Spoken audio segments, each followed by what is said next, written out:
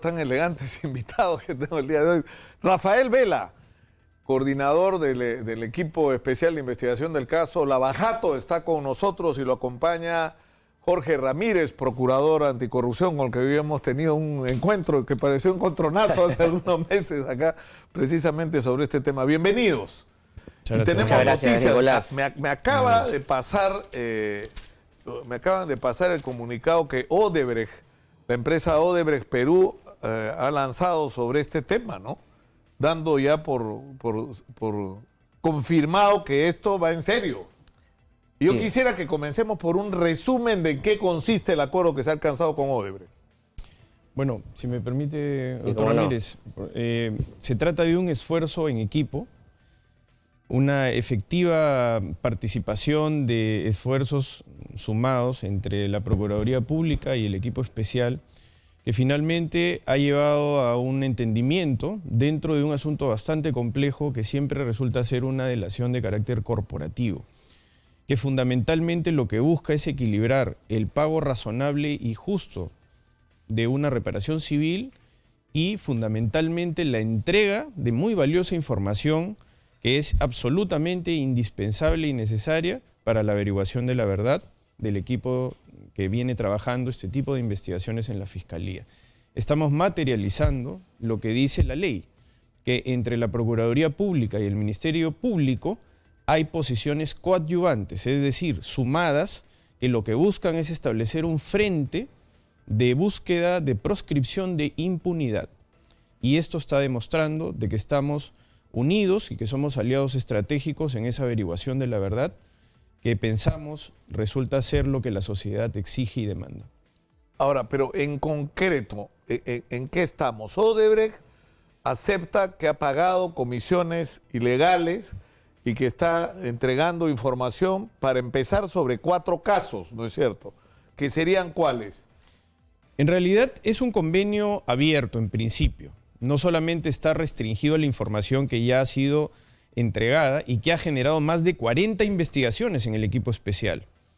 Adicionalmente, hay la obligación de parte de la empresa de que sus ejecutivos y la propia corporación entregue toda la información que pueda ser exigible por parte de la Procuraduría Pública o del Ministerio Público. En ese orden de ideas es un convenio que tiene la posibilidad hacia el futuro de develamiento de una serie de informaciones nuevas y la protección esencial de información ya entregada.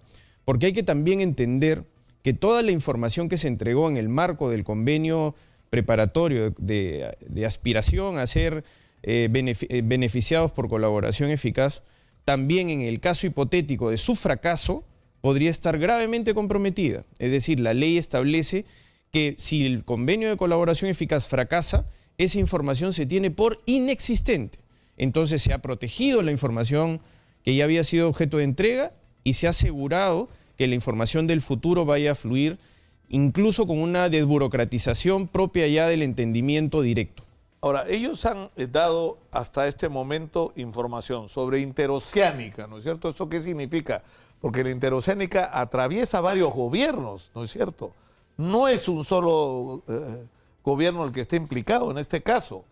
O sea, ¿qué supone? ¿Que van a dar información o que ya dieron información sobre qué comisiones ilegales se pagó, cómo se negoció el procedimiento de que se hicieran los contratos, quiénes intervinieron, cuál fue el papel de los consorciados? Todo eso está claro en 4 casos hasta ahora. Interoceánica, el Hospital Lorena, la línea del metro y el caso del Callao, ¿no es cierto? A ver, la información que ha brindado Odebrecht sobre los hechos de corrupción y sobre el cual estamos y hemos medido y calculado reparación civil son sobre 4 proyectos. Evitamiento Cusco, Costa Verde Callao, tren eléctrico, línea 1, IRSA Sur, es decir, Interoceánica Sur, tramo 2 y tramo 3. Es sobre esos 4 proyectos. Sobre esos 4 proyectos, nosotros hemos calculado la reparación civil en base a unas fórmulas establecidas y aprobadas por el Decreto Supremo 096-2018, emitido por el Ministerio de Economía y Finanzas, donde el cálculo y la cifra aceptada por Odebrecht es de 610 millones de soles. Esta es una cifra, a nuestro parecer, que es un monto equilibrado, por cuanto por esos mismos proyectos, hasta el momento, la Contraloría ha estimado los sobrecostos ilegales, es decir, vamos a meter dentro de ese concepto de sobrecostos ilegales adelantos indebidos, mayores gastos generales de manera ilegal, ha establecido un monto de 1.250 millones aproximadamente. De perjuicio total, digamos, ¿no? En esos 4 proyectos, hasta el momento. Eso equivale aproximadamente a casi la mitad del daño patrimonial que estaría comprometiéndose Odebrecht a pagar.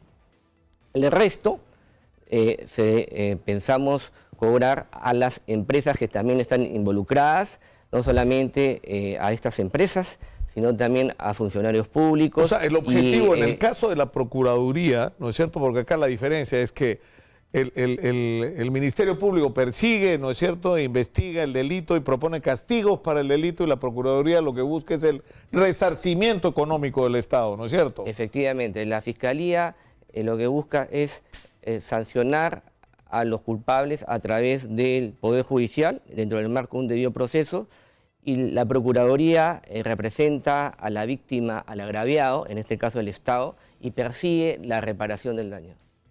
Ahora, porque en algún momento hemos discutido este tema, recuerdo, ahora que lo recibía, yo le decía en determinado momento que yo incluso estaría dispuesto hasta a pagar por la información. O sea, si lo que yo voy a saber es cómo ha funcionado la red de corrupción, quiénes han estado implicados, de qué manera ha operado, es decir, esa información tan valiosa, ¿no es cierto?, que la reparación civil yo debería estar dispuesto a sacrificarla incluso a cambio de esa información. Ahora, aparentemente esto no ha sido necesario porque se va a poder recuperar tal vez los 1.200 millones de soles que reclamaba originalmente la Procuraduría. Ha sido una negociación muy difícil. Si se da dentro del marco de la colaboración eficaz, efectivamente lo que se persigue también es privilegiar la información, la verdad. La reparación civil, siempre lo he dicho, no puede obstruir conocer la verdad a todos los ciudadanos. Y ha sido muy difícil. Esto empezó, recuerda usted, en diciembre del año pasado, cuando Odebrecht quería pagar una suma equivalente a 58 millones de dólares, el duplo o el doble del soborno en aquel momento, que más o menos a la fecha sería 190 millones de soles. Luego, en las negociaciones que hemos sostenido últimamente, ellos interpretaban este reglamento a su manera y querían pagar un monto de 297 millones de soles. Hubo situaciones muy tensas, incluso de límite, pero finalmente aceptaron el monto que la Procuraduría había fijado de 610 millones de soles.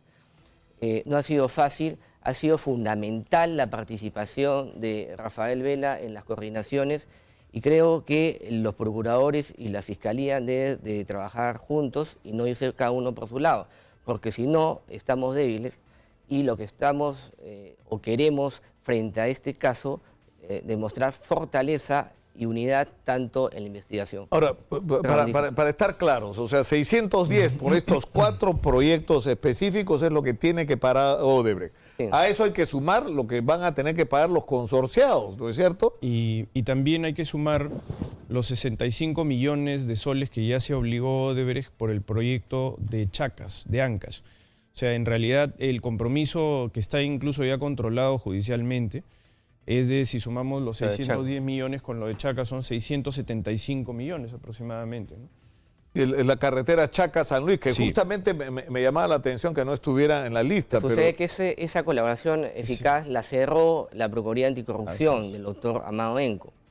Y posteriormente se dio la negociación dentro del marco de la colaboración eficaz macro, es decir, con la empresa. Ahora, aquí fue una colaboración hay individual. otras obras, por ejemplo, Chaquia. ¿En algún momento Chaquia ha sido parte de esta negociación? ¿Eso es un tema que se va a tratar en algún momento? Lo que el tema de la hidroeléctrica. En general, Este es un convenio que tiene que ver con el asumir voluntariamente culpabilidad. Nosotros no podemos obligar a que los colaboradores eficaces admitan culpabilidad sobre hechos que no reconocen. Lo que quiere decir, en otras palabras, de que la prueba que ellos aportan está también considerada dentro de una restricción de uso, porque obviamente dentro de lo que ellos aportan, esa prueba no puede ser utilizada en su contra. Sin embargo, el Ministerio Público tiene toda la libertad en términos de averiguación de la verdad, que si consigue evidencia que conduzca en la criminalización de cualquier otro hecho, no solamente el que pueda usted hacer referencia, sino cualquier otro hecho, pueda eventualmente criminalizarse. Es más, de hecho hay mucha información que tienen los propios ejecutivos de Odebrecht que la corporación no necesariamente maneja. Y lo que se ha establecido dentro del convenio es que si en algún momento alguno de sus ejecutivos admitiere o proporcione información que genere culpabilidad en otros proyectos, el convenio está abierto y eso generará nuevamente que pueda ser objeto porque hay una discusión, por ejemplo, y una controversia, por poner un caso, gaseoducto, ¿no es cierto? O sea, tú puedes decir, tú le preguntas a Odebrecht, ¿ustedes pagaron una coima por gaseoducto? No. Ya, pero financiaron la campaña electoral. Entonces, esto puede ser considerado una retribución, ¿no es cierto?, por ese aporte a la campaña electoral. Ahora, en el momento de procesar el contrato y el concurso para el gaseoducto, hay tal nivel de irregularidades y tal nivel de perjuicios para el Estado que sin necesidad de acreditar el pago de una comisión ilegal, hay delito, ¿no es cierto? O sea, si tú usas tu papel en el Estado para favorecer el interés de un tercero en contra del Estado, estás cometiendo un delito. No te tienen que probar que recibiste plata por eso de manera directa. Sí, no hay ninguna restricción en el trabajo que realiza el Ministerio Público o la Procuraduría Pública. El convenio no tiene ningún condicionamiento y no podría ser de otra manera, porque la ley estaría por encima de cualquier tipo de estipulación al respecto. Ahora, ¿qué podemos esperar? Porque la gente está esperando y desesperando, ¿no es cierto? O sea, ¿en qué momento va a ocurrir que, es decir, hay por todo lo que ha circulado, información sobre el tema, por ejemplo, de financiamiento de las campañas electorales, a lo que se suma ahora esta información, ¿no es cierto?, sobre obras ya específicas que deberían suponer una serie de medidas sobre una serie de personajes implicados por lo que se está hablando acá, ¿no es cierto?, desde expresidentes, exministros, consorciados. ¿Cuándo va a ocurrir esto? ¿Cuándo esta información proporcionada con Odebrecht se va a convertir en medidas, digamos, efectivas contra los implicados? Bueno, aquí hay que distinguir dos cuestiones que creo que vale la oportunidad para poder aclararlas. El equipo especial trabaja dentro de un criterio corporativo. Son varios fiscales los que trabajan dentro del equipo especial. Son 4 fiscales y todo un equipo de adjuntos. Cada uno tiene una carga de investigación que se planifica estratégicamente y que está orientada no solamente por el manejo de la evidencia, sino también por las circunstancias que hemos heredado. No hay que olvidar que este equipo especial es un relativamente nuevo equipo especial, donde hay muchos colaboradores del equipo especial anterior, pero las grandes cabezas son todas ellas nuevas. Ellos han heredado también un estatus jurídico dentro de las investigaciones. Se habla, por ejemplo, de la señora Susana Villarán. Nosotros heredamos el caso de la señora Susana Villarán ya con medidas de comparecencia con restricciones, de tal manera que variar esas medidas implica que uno tenga nuevos elementos y que también genere toda una estrategia respecto a los requisitos que la ley establece en una medida coercitiva. Por tanto, eso tiene que ser objeto de análisis de parte de cada fiscal en su momento. Sucede lo mismo con el señor Graña. Se ha especulado mucho sobre ese tema. El Poder Judicial fue el que ordenó no solamente la excarcelación del señor Graña, sino que se flexibilizaran sus medidas de coerción. El señor Graña tiene una medida de comparecencia simple, lo que no quiere decir que los fiscales no estén haciendo un trabajo proactivo. De hecho, hay 2 viajes que se han realizado ya a Brasil en donde se han tomado más de 30 declaraciones respecto a múltiples casos, tanto en el mes de septiembre como en el mes de octubre.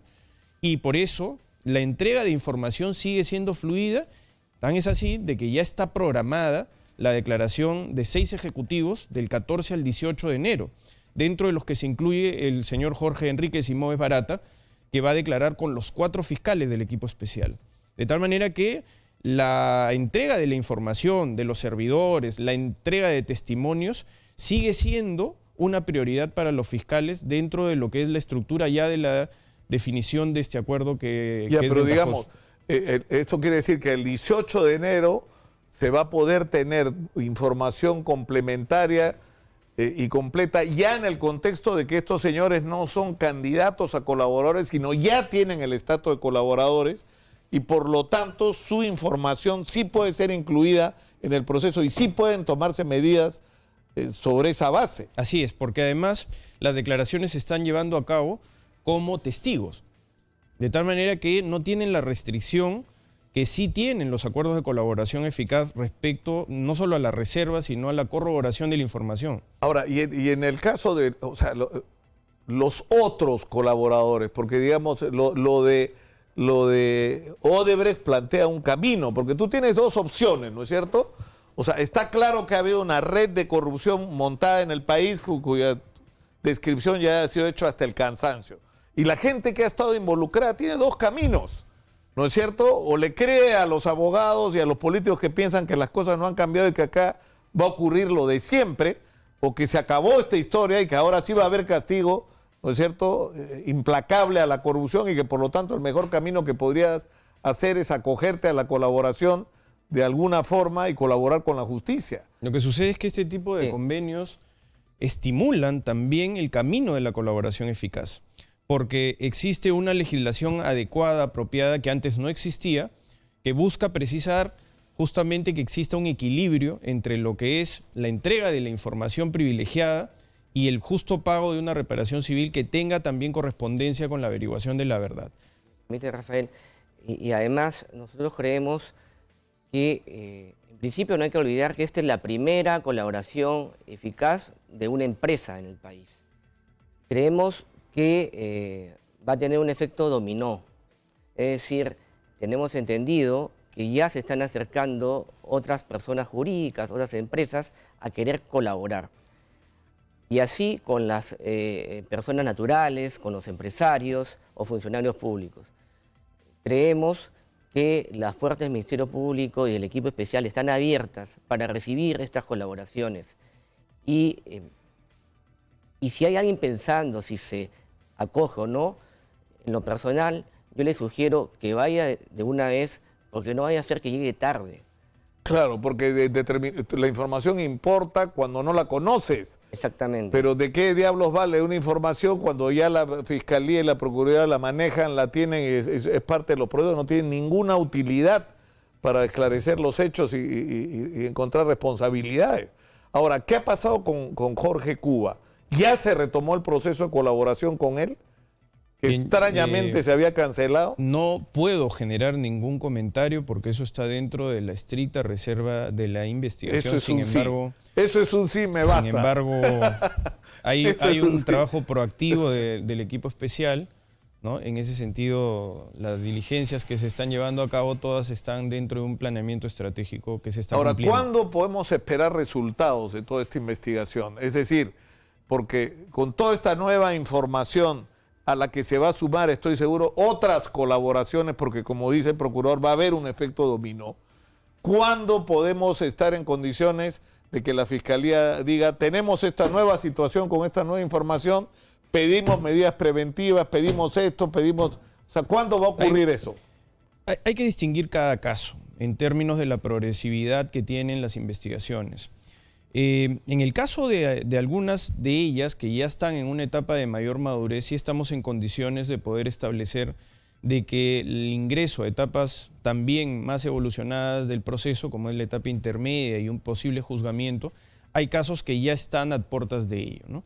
Uno de ellos es el caso de Coteva, que es un caso que ya está a puertas de analizarse las pretensiones acusatorias del Ministerio Público, que en todo caso también está complementado por otro procedimiento de colaboración eficaz también ya en una etapa de mucho avance, que es el del señor Joseph Maiman, por un lado, y por otro lado está también el caso del señor Humala, de la señora Heredia y de otros coinvestigados, que también ya está en una etapa de finalización y donde eventualmente el fiscal tendrá que emitir un pronunciamiento también al respecto. Es decir, estamos hablando Por lo tanto, no solo de que el fiscal dice hay estas evidencias o estos indicios y pido medidas preventivas, sino denuncio por la comisión de estos delitos y pido penas para estas personas. Y eso ya es otra situación. Claro, es la etapa final, es la etapa de juzgamiento, en donde ya se determina la culpabilidad o inocencia, ya no solamente un estatus provisorio, ¿no?, de aseguramiento de los fines de la investigación.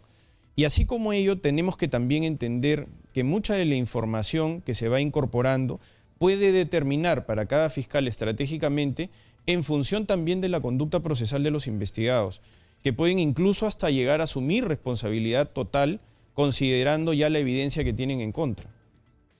Es el momento. O sea, este es el momento para que todos los que tengan información se acojan a la colaboración eficaz y todos los que saben que tienen responsabilidad la asuman, porque si no su situación va a ser peor.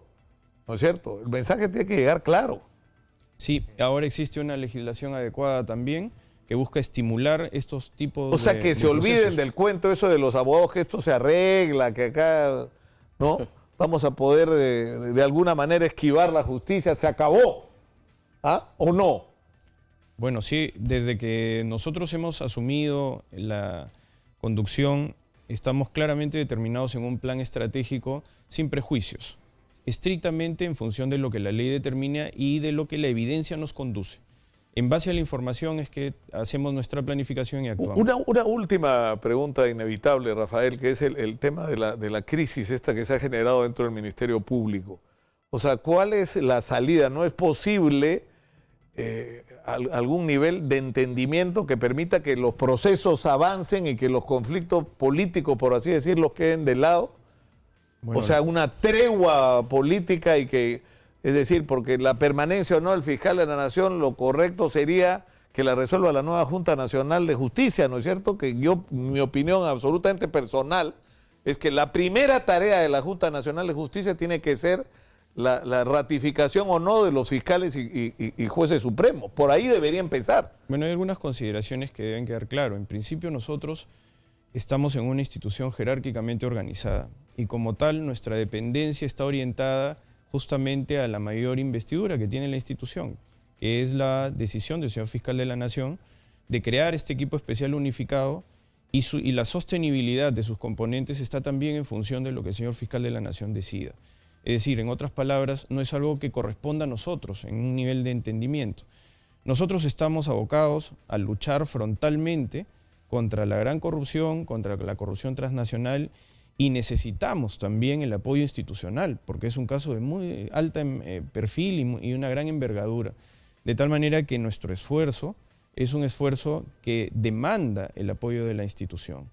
En ese sentido y en ese orden de ideas, el clima naturalmente no es el más apropiado, con una serie de rumores y de especulaciones, pero nosotros estamos claros en que tenemos que seguir haciendo nuestro trabajo día a día. Por eso es que realizamos nuestra planificación estratégica orientada a que la continuidad del equipo especial está siempre en función de la decisión de lo que la institución diga.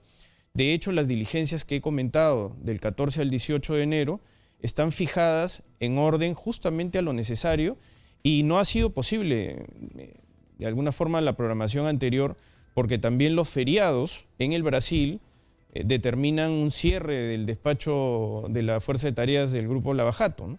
De tal manera que hemos encontrado el espacio de tiempo necesario tan pronto ha sido posible. ¿Me permites, Nicolás, sí? En ese sentido, nosotros respetamos la autonomía del Ministerio Público, pero hacemos votos para que los fiscales sean ratificados en sus cargos. El fiscal de la Nación hizo muy bien en poner a este equipo que ha avanzado y en coordinación con la Procuraduría ha llegado ya a firmar un acuerdo con la empresa Odebrecht, dándole seguridad a esta para que dé toda la información de manera restricta.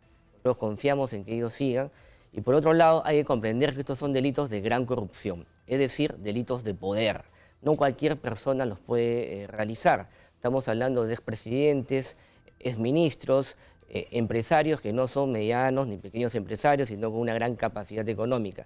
Entonces, es normal que ante este tipo de delitos el sistema político esté movido y alterado.